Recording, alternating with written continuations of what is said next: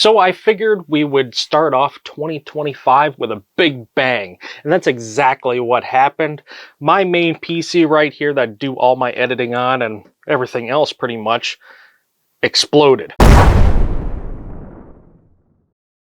Let's get into it. I'm going to tell you what happened.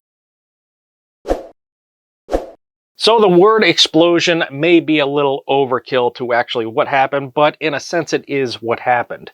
So I came down here to find my computer off. I went to go I just hit the power button up top here, nothing. I switched the power supply off. I waited till all the lights went off. I switched it back on and I hit the power button. The only thing that lit up was briefly the LCD on the pump, and then it went off. And the RAM continued to light up, but nothing else happened.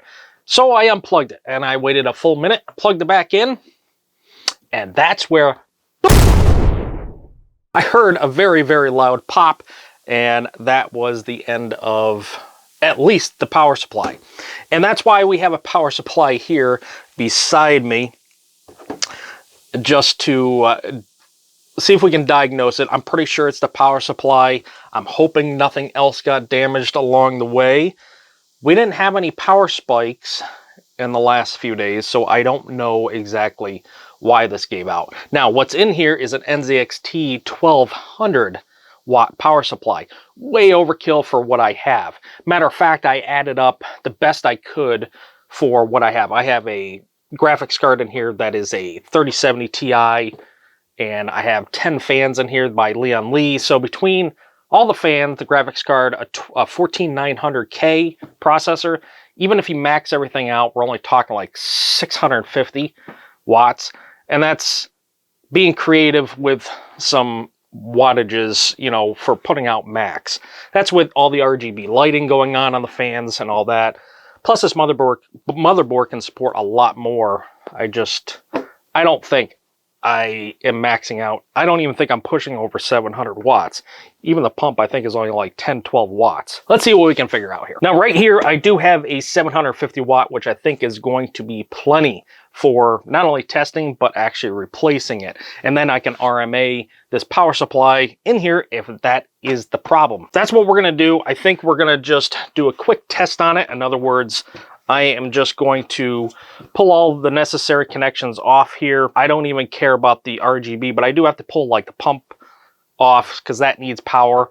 So we do want to get everything set like that. So let's just go ahead. I'm going to pull all these connections off. Basically, we want to pull the power for graphics card, the motherboard.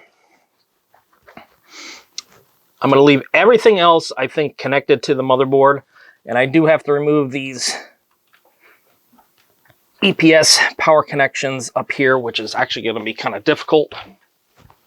So bear with me on this. All right, I think I got that all set. We do need to figure out what exactly we need here just to get this connected. We need our 24 pin. Okay, we have our CPU power in. We only need one because this thing's not being overclocked. It will supply a little bit more power to it, which I do like. And if we end up using this power supply, I will use it. This one is for the graphics card. We're going to go ahead and get this in for the graphics card. We do need two of those. So here's another one. And then we do need a SATA port, so I need to find one SATA. Okay, I do believe we have everything hooked up here. We're going to go ahead and make sure our power supply is in the off position. And we are going to plug it in. And get some power here. Okay, what we don't want to see or hear is another pop, because that would mean that I not only blew another power supply, but something internally like the graphics card, the motherboard, probably not the CPU, but, you know, something like the graphics card or motherboard or something shorting out and causing this to have a problem. Okay, so you can see everything. We got all of our power cables in that are necessary. And let's go ahead and flip the power supply on. So we do get a motherboard light up here. And yeah, you can see that right on camera. And let's see what happens. So it looks like it was the power supply at this time, because this never even happened before. Ah! Ha!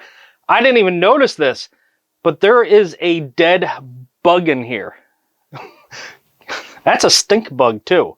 Now, could that have been the actual culprit that fried it? Because I don't know. I mean, I doubt it because of where it's sitting, but that's kind of funny.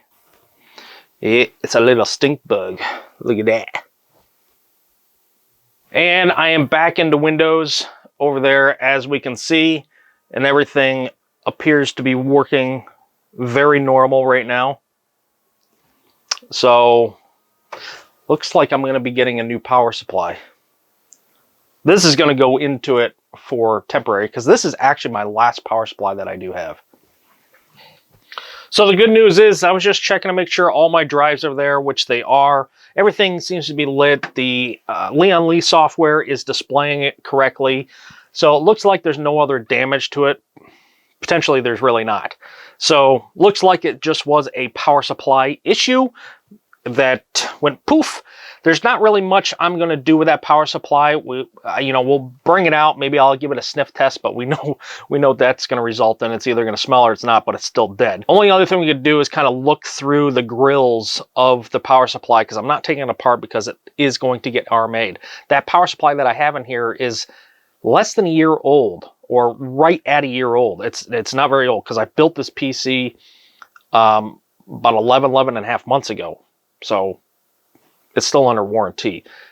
Anyway, let me pull this thing out. We'll see what we got. All right, well, my PC is up and running again, as we can see.